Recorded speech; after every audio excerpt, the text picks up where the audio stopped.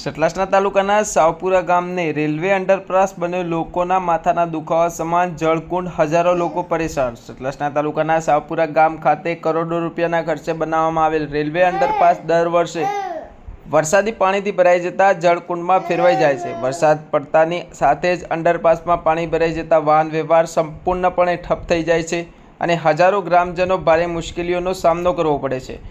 આશ્ચર્યની વાત એ છે કે કરોડો રૂપિયાના ખર્ચે બનેલા અંડરપાસમાં વરસાદી પાણીની કાયમી નિકાલની યોગ્ય વ્યવસ્થા કરવામાં આવી નથી। સ્થાનિક ગ્રામજનો અને આગેવાનોની માંગ છે કે આ સમસ્યાનો કાયમી ઉકેલ લાવવામાં આવે। અંડરપાસમાં અસરકારક ડ્રેનેજ સિસ્ટમ, ઉચ્ચ ક્ષમતાના પંપ અને વરસાદી પાણીની ઝડપી નિકાલ સહિત જો સમયસર યોગ્ય કાર્યવાહી કરવામાં નહીં આવે તો કોઈ ગંભીર દુર્ઘટના સર્જાય તો તેની સંપૂર્ણ જવાબદારી સંબંધિત વિભાગોની રહેશે। વધુ સમાચાર અને અપડેટ્સ માટે જોતા રહો online TV news. Reporter Farooq Memon Kheralu.